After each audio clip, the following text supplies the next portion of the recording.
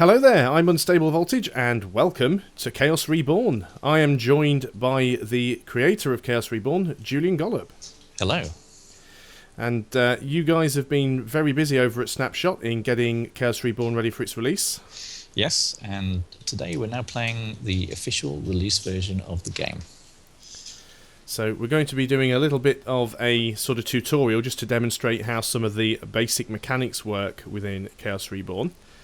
It's my turn to go first, and there is a turn timer, so I'm going to start by selecting my wizard. We can see all these green hexes, and that shows me how far that I can travel in a single turn, because I have a movement range of 2. So I can also cast a spell, and I have two options at this point. I can either move first and then cast, or I can cast first and then move. So I'm going to try and get a basic creature out so that I can start putting the pressure on Julian here. I'm going to go for this one. It seems to be Julian's preferred opener, but it's my turn to try and open with it. We're going to go for a rat pack here.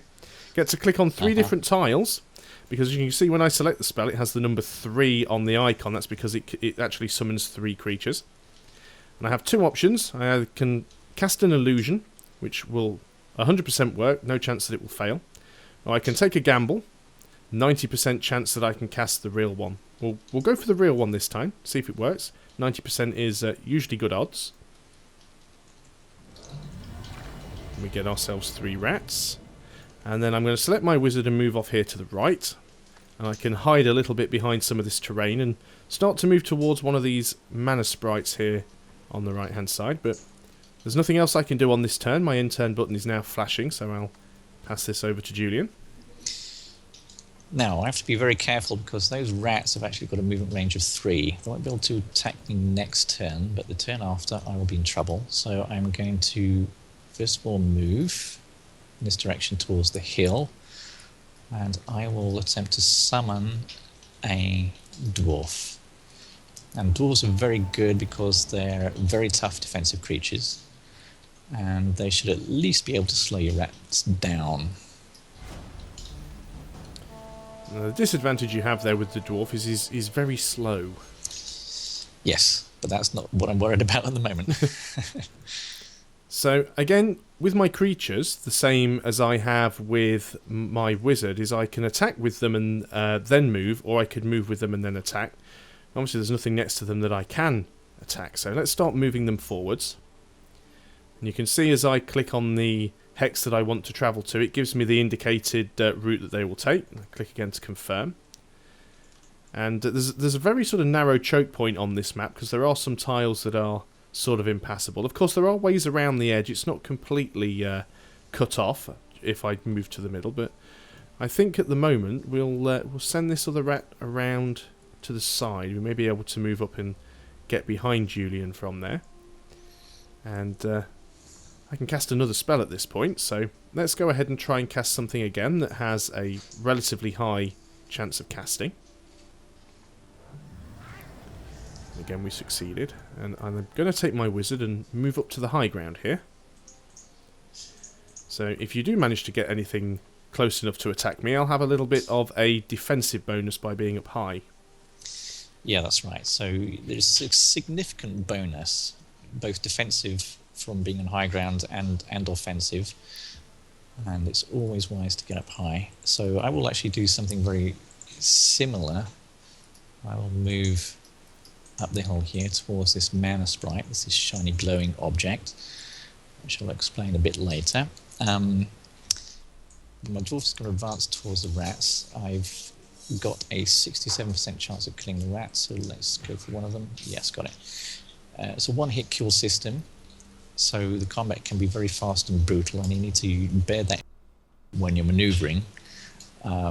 My wizard is safe. Your rat won't be able to run round my dwarf, because if you move next to an enemy creature, you're blocked by him, you're engaged by him.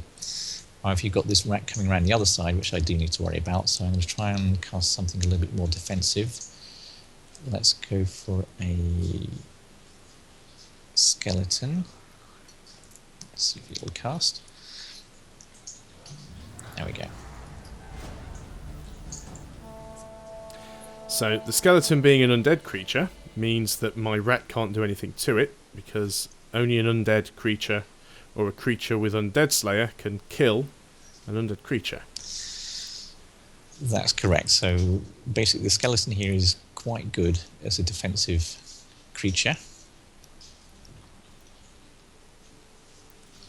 So if we actually look at the rat that is next to the dwarf, he isn't currently engaged to the dwarf, and I can safely retreat him backwards. You can see that I can move 3 tiles in this direction, but if I do try and move past the dwarf, I can only move 1 tile. Yeah, so the dwarf is Because he will be effectively engaged. guarding that little choke point there.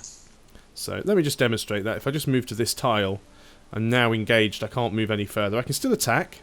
It's a very low chance of it working. It's only 14%, but there's nothing else we can do, so it's silly not to take the chance. I can also see there's a gravestone here where my first rat was killed. So if somebody had a Raise Dead spell, you can actually cast it on that gravestone, and it would have a chance to resurrect that creature under that person's control as an undead version of whatever creature died. Yeah, that's right, and that's quite a powerful spell. Although normally I wouldn't like to raise rats from the dead. No, you'd usually save it for something a little scarier, Yeah. like a Sapphire Dragon, for example. Very scary. So let's start advancing on with this goblin slightly. Yes, I'm definitely feeling a little bit under attack from that end. Now, I would like to go and get that mana sprite, but if I highlight your dwarf, we can see that the dwarf's ranged attack is just 1 tile short of that mana sprite, but he can move, of course, so that tile is potentially under threat if I move on to it. It is a risk. However, his attack is only 10 dwarf, which is the lowest attack. And you've always got to be careful because it's very tempting to pick up a mana sprite and expose yourself to danger. And now at this stage in the battle, it's probably just not worth it. Of course, it's a classic beginner's mistake, is to go rush forward and try and grab the mana sprites and then put yourself under risk.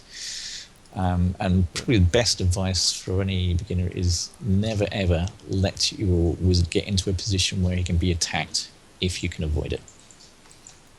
So I'm going to move forward 1 tile because I think I'll be safe You there. are And I'm completely going to safe there, yes. attempt to cast this spell on myself, which unfortunately fails. I only had a 60% chance, but that would have been a very handy magic bow had it succeeded.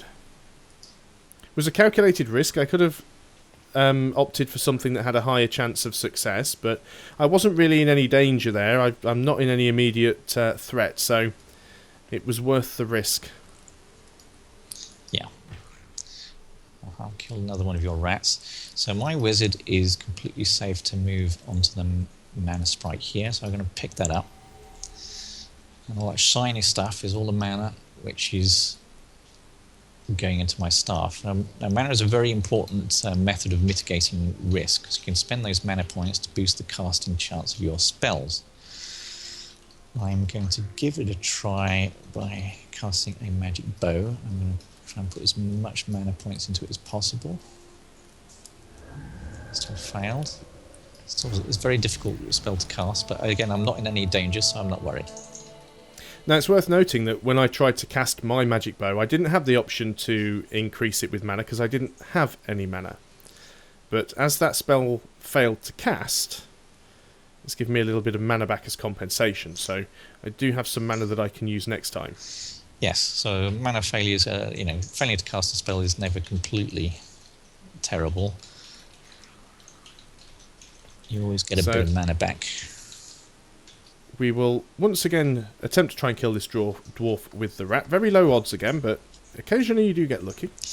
You can probably bring your goblin in to try and attack as well. Yeah, my goblin's definitely going to have a swing. 33% chance, so let's go for the 1 in 3 here. Now, the thing is, in this situation now, you're safe from being attacked. Your wizard is safe from being attacked by the dwarf because your creatures are blocking him, so you can safely go and pick up that mana sprite now. So that gives me an extra 25 mana. I think all mana sprites are the same, aren't they? They always give you 25 mana. They're quite a lot. They can really boost a spell significantly with that. Now, I don't have many spells here that have a particularly high chance of casting, but because there's been quite a few Chaos spells cast recently, the Skeleton and the Goblin, it's actually pushed Chaos balance up to +3 Chaos. So if we look at my Goblin spell here, which normally has a base chance to cast of 90%, actually now has 93 because it's taking that 3% Chaos balance into consideration. So if I try and cast my Goblin here, I can actually go ahead and use this slider on the right hand side, and I can actually apply some of my mana that's in reserve to increase the chance that it will cast. So let's go and do that. We'll guarantee that we'll actually summon the Goblin. And because we've just cast another Chaos spell, the Chaos balance now goes up to +5. Yeah, and this is a major way to manipulate the casting chance of spells.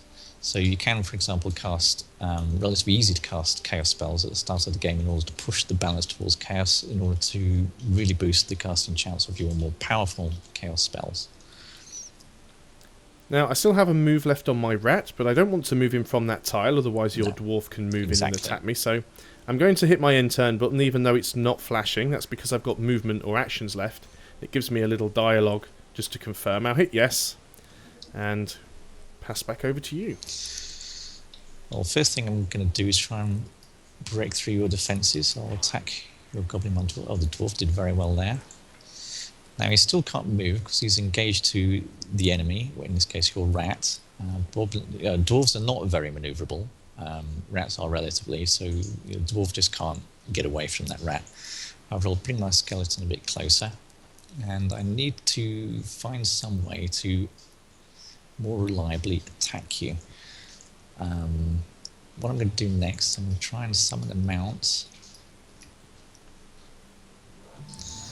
In this case, it's a unicorn, and since my wizard has not moved yet, I'm going to ride the unicorn, and that's given me an extra level of protection, because while I'm riding the mount, I cannot be attacked until the unicorn itself is killed.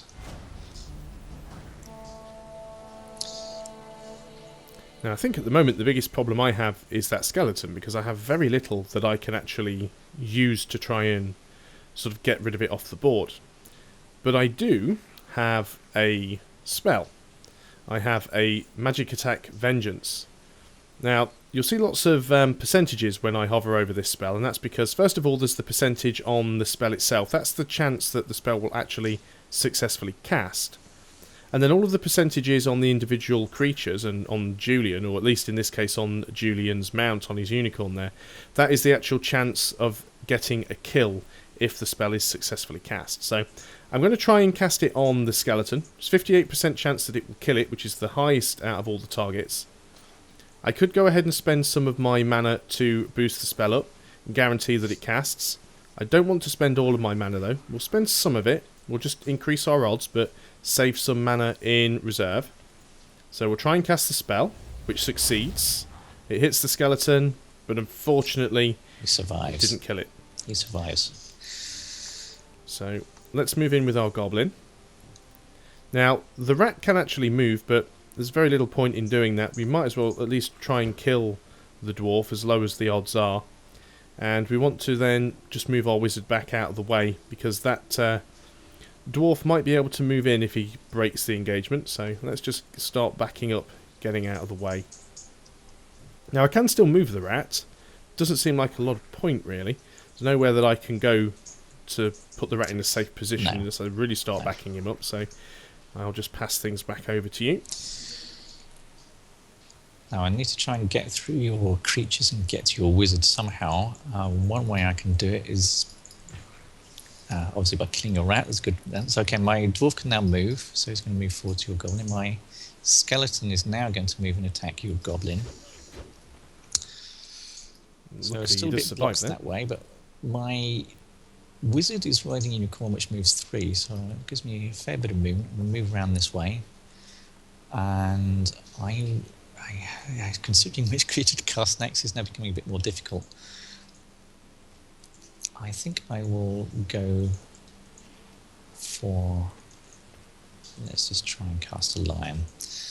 Lions are relatively easy to summon, so let's see if we can manage it.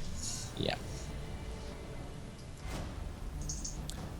So now it's also worth noting that when I cast my last goblin, we got the balance up to +5 chaos. Then you cast a unicorn, which is a law creature, and it's gone back down to +3 chaos.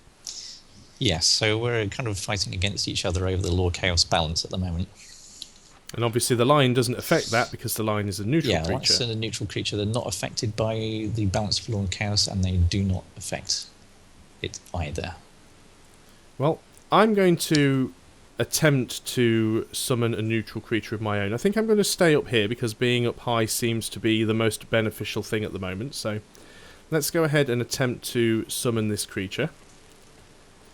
And again, it's always worth remembering you do have the option to cast illusions if you desperately want to get the creature out, but bear in mind if it is a low % chance to cast, your opponent may well call your bluff and attempt to disbelieve it if he thinks you've cast an illusion, and that will instantly remove that illusion from the board and give your opponent the option to cast another spell. Now if it is a real creature, they've essentially just wasted their cast, and that can play to your advantage, so you really do have to play mind games here. Yes, it's a slight poker-like quality to the game, and you'll find that good players are very good at bluffing and also disbelieving. It is worth remembering, though, not in this case, obviously this is a neutral creature, but if you summon an illusion that is either law or chaos, it will still push the law or chaos slider in one direction or the other, so it's often a very good way to guarantee that you can push the slider up if you want to increase your casting chances. Yes, absolutely. That is a very sound strategy. Well, my goblin's engaged, and he can't... Well, actually, he's not engaged. He can back off here.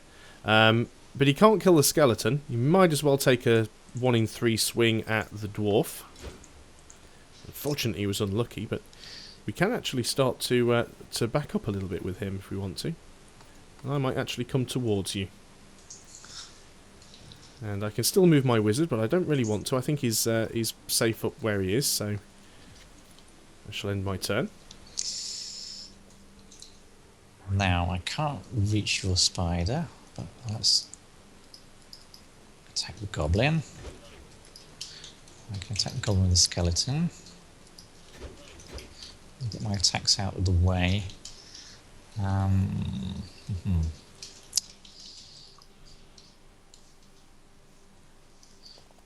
Now obviously some of the creatures in this game, quite a lot of the creatures, all have some sort of special ability. So the lion, for example, has his leap ability.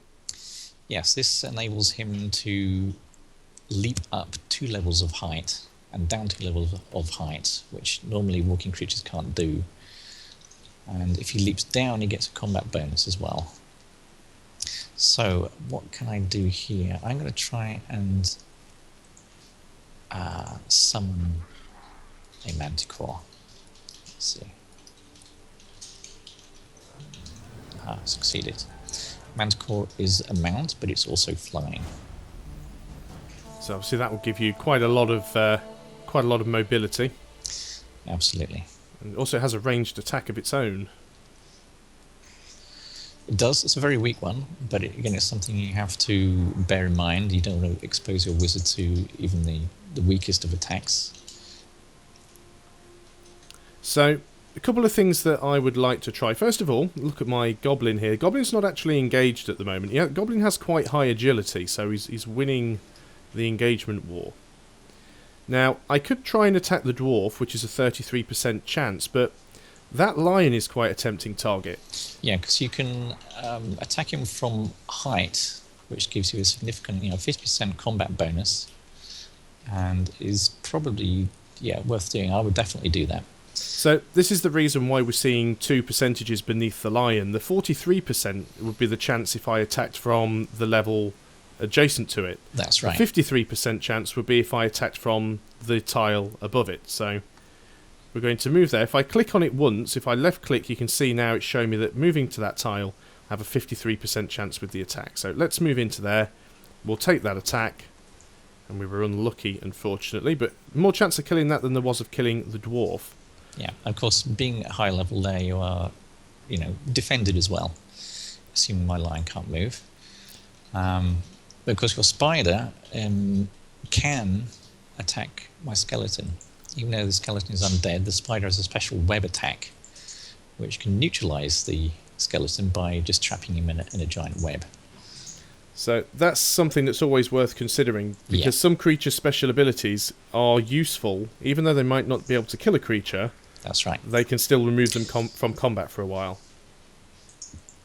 So let's go ahead and get our spider to move forwards and attack the skeleton. 90% chance this will work. Yeah, so that's neutralised my skeleton. He might be able to free himself from the web, but it's quite difficult.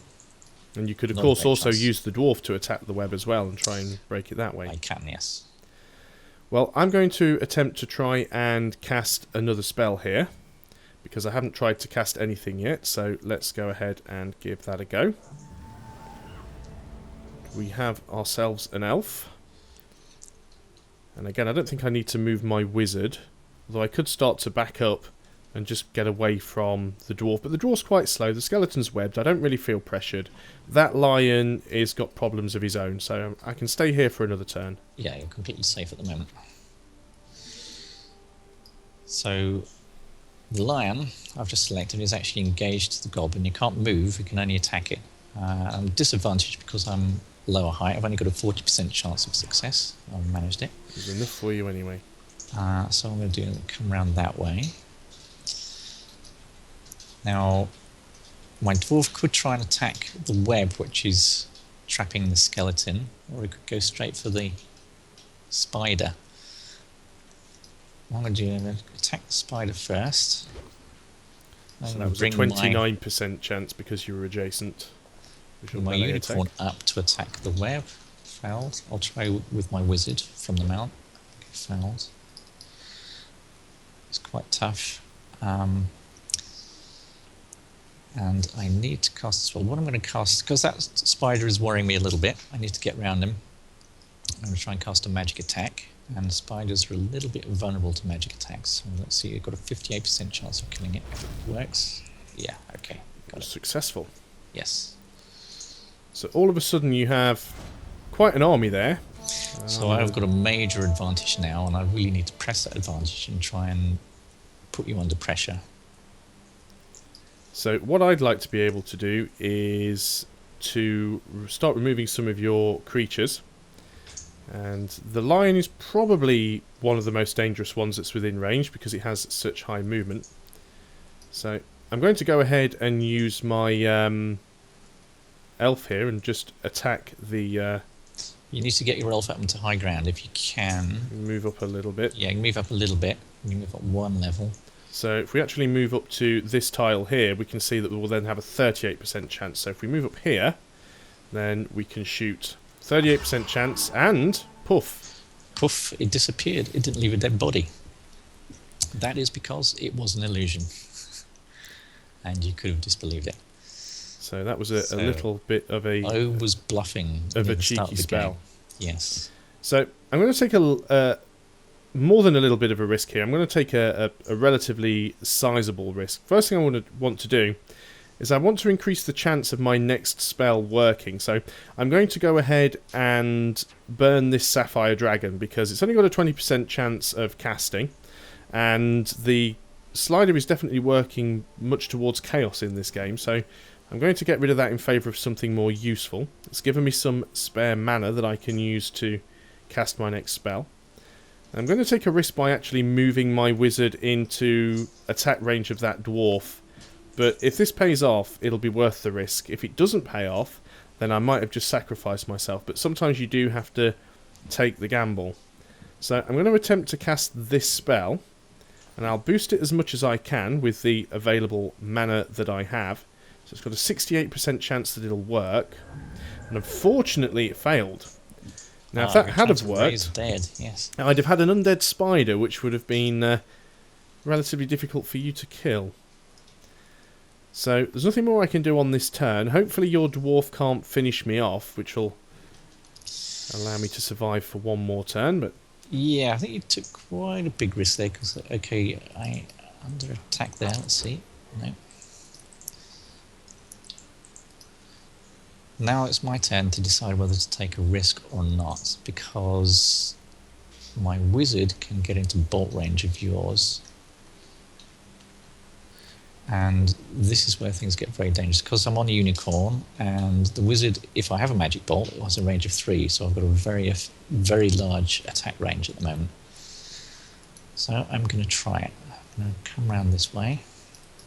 And this is one of the important strategic elements with Chaos Reborn. It's actually using positioning to your advantage, making sure that you try and stay out of the range of enemy attacks, and deciding whether or not a risk is worth the gamble. Yeah, in this case, it's definitely worth me attacking you with a magic bolt. Oh, but you managed to survive. In my case, it's not such a big risk, because I'm riding the unicorn. I am protected until you can kill it. Exactly. So even if I had a magic bolt of my own, I could potentially kill the unicorn, but you would still survive. Yeah. So my manticore is going to advance. Now I can shoot your wizard, I can shoot your elf, or I can try and free the skeleton. I think your elf is actually more of a danger at the moment, so I'm going to shoot the elf. Okay, nothing happened there. And the elf did manage to resist. So I'm going to take my elf, immediately move her up to the higher ground here, and that gives me a much better chance of being able to kill the manticore.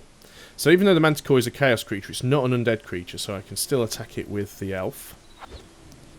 And it did manage to avoid that quite nicely. So I've got some choices here. My wizard's kind of stuck, really. I can only move sort of one tile at the moment. That's because I've got the area sort of blocked off by my elf, and I'm in a little bit of danger from your dwarf, also from your manticore, and also from yourself. So I'm going to go ahead and use this spell here, and I'd like it to work, but I don't want to spend all of my mana. I'll spend a little bit to boost it. Hope that it works. Teleport. Yes, so you've teleported away out of danger, and it's definitely the right thing for you to do at the moment. So it's quite a useful little utility spell there. However, you're still on the defensive, so I need to pursue my advantage as much as possible. I'm going to advance my wizard behind the tree, a little bit safe from a magic bolt attack there. So obviously the tree itself is blocking any line of sight. Yeah, I'm going to summon, or try and summon a skeleton on that side. But your elf is still a threat. Let's see. Yes, your elf could actually move and shoot my unicorn. If your elf moved to the end of the hill there, you'll be able to shoot down. So what I'm going to do is I'm going to prevent that by moving my manticore on that position. And my manticore gets a ranged attack. Oh, I shot your elf, and it's proved to be an illusion too. So I can see we're both playing that game.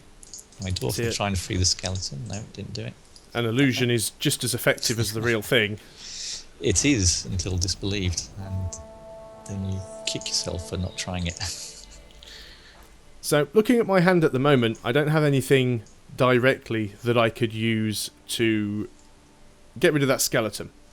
And there's a potential that it could be an illusion, but I don't think I want to take the gamble, because they have a relatively high chance of being cast, and the balance was towards chaos. You probably had some mana that you could have spent on it, so it's likely that it's going to be real. And this is the thing, I probably won't find out for a while. So I need to try and do something to make things a little bit safer for me now. I'm a little bit cornered again. You've pressed your advantage on me. You've moved in here, so I'm going to go ahead and burn another card again just to give me back some mana. Now, I was burning a card to get mana because I wanted to cast a specific spell, but I now feel that I don't need to because I've just drawn another spell, and I think that's actually going to be more useful. So I'm going to cast that one instead. So now I've actually got my own undead creature on the board that I can use. Well, I can attack it with my skeleton. I'm attacking from below, still 60%. Oh, and it was an illusion. Very cheeky. What I'll try and do is bring my manticore down that way. It's Took very the cheeky tempting. shot. Yeah, it's very tempting for me to get closer with my wizard, but I don't need to.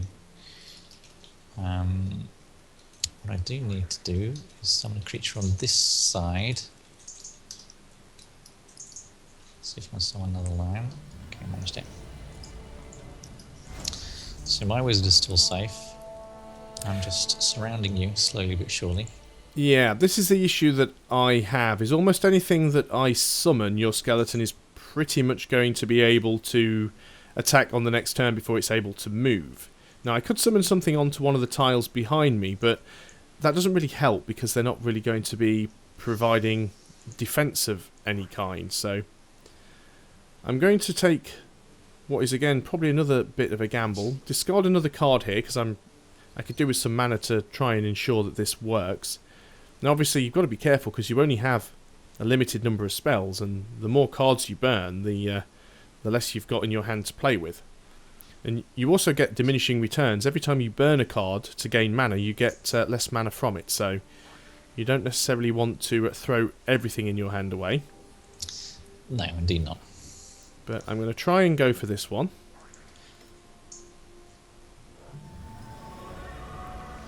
There we go, we've got the Pegasus. Now, there is a possibility that that skeleton could kill the Pegasus, but what I think I can do now, I'm going to move on to the Pegasus because I'm a little bit safer over here, and I can actually use my wizard to attack the skeleton. I've got a height advantage, so I've got a 75% chance of this working. And there we go, the skeleton is now down. Nothing else I can do, so I'll end the turn. Now, the first thing I'm going to do is cast a spell and discard a couple of cards first to boost it. This spell is a Bloodlust Totem. It's a static structure, but it will boost the attack capability of all of my creatures. And it's going to improve my chances of finishing you off this turn. So let's first move in with the lion. Oh, there goes my Pegasus.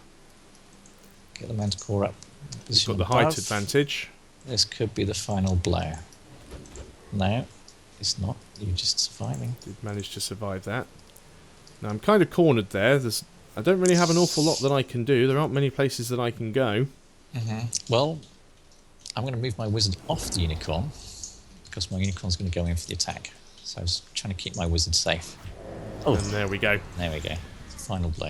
After enough attacks, eventually one of them took me down. Okay, well done. That's a good introduction to the game. I mean, obviously this only sort of just scratches the surface of the various different spell types that are available in the game and the various different strategies that you can use. Yeah, and I think the key thing is knowing when to take risks and when not to take risks. And it's a big feature in actually learning the game, because when you're starting the game, the temptation is just to rush forward and rely on chance and rely on luck, which you can never rely on. You always have to calculate the risk. The mana sprites are always very tempting for new players just to charge into the middle of the map, often onto the sour end of a magic bolt from the other wizard. Yes, almost always not a good idea. So, and remember that there are players who have been playing this game throughout early access who have win ratios of probably around 80% or more. So, yes, they do. Skilled players definitely win a lot. There is definitely an element of skill, but it is about risk management. It's about positioning, and to a certain degree, it's also about mind games, being able to bluff your opponent. Yeah, and that's another factor, is often beginners are not very good with the disbelieve and the illusion casting, and normally is generally good advice. You probably want to cast at least one illusion during a match, normally near the beginning, and you always want to try disbelieving once or twice during match as well, just to kind of probe the enemy's bluffing strategy. There we go, that has been Chaos Reborn, now available on Steam. And thanks very much for playing again, Julian. Well, thank you.